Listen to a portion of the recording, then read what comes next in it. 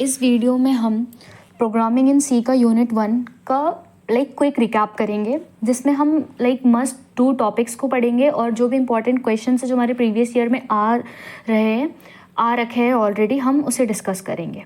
So the first topic is basic structure of C program. क्या है ये? Basic structure of C program. तो basic structure of C program में आपको first of all एक boiler plate लिखना होता है, जिसमें हमारा होता है hash include stdio.h, int main function, print function, ये सारी चीज़ें हम इंक्लूड करते हैं। अब हम हैश इंक्लूड क्या करते हैं? हैश इंक्लूड का काम ये होता है कि वो जो भी प्री प्रोसेसर डायरेक्टिव्स है, ये बेसिकली एक प्री प्रोसेसर डायरेक्टिव्स होता है, ठीक है, जिसे हम क्या करते हैं, ये बेसिकली हेडर फाइल को इंक्लूड करने में काम आता है, इसके लिए हम इसका यूज़ करते हैं। इंट मेन क्या होता है? इंट मेन फंक्शन वो होता है जहाँ से हमारा प्रोग्राम का स्टार्टिंग होता है, इसे हम इंट मेन फंक्शन बोलते हैं। क्या है ये? हमारा प्रोग्राम का स्टार्ट है। नेक्स्ट हमारा आता है print F function. Print F function क्या है?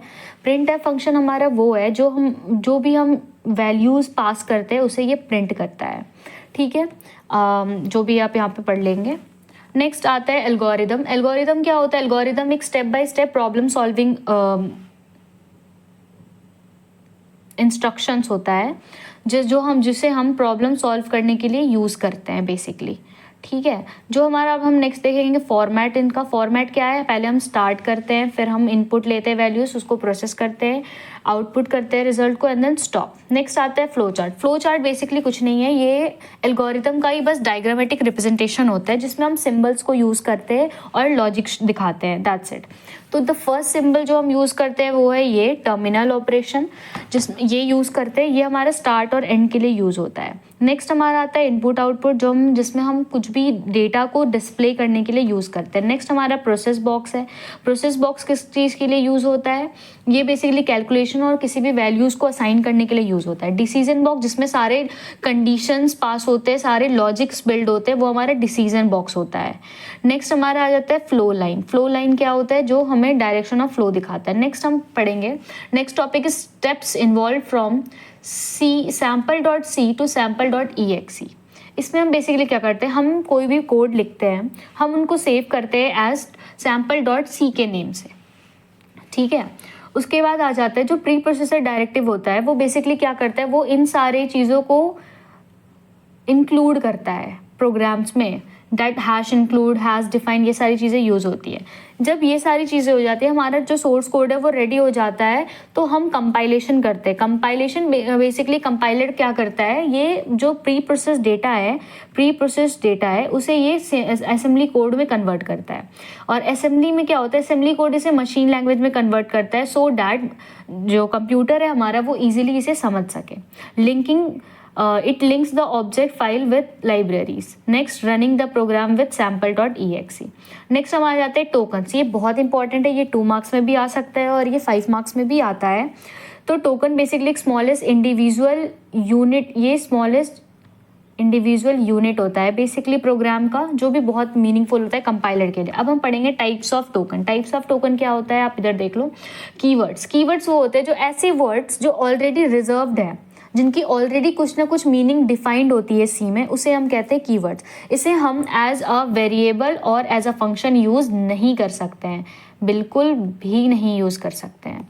एग्जाम्पल्स देख लो। एग्जाम्पल्स हमारा इंट हो गया, फ्लोट हो गया, फॉर हो गया, और ये सारे हैं। नेक्स्ट हम देखेंगे आइडेंटिफायर और कीवर्ड्स में भी डिफरेंस आते हैं, क्वेश्चंस ऐसे बनते हैं। आइडेंटिफायर्स क्या होता है? Identifiers are the names. ये नेम्स होते हैं जो हम बेसिकली वेरिएबल्स को या फिर फंक्शंस को देते हैं, असाइन करते हैं, वो हमारी आइडेंटिफायर है।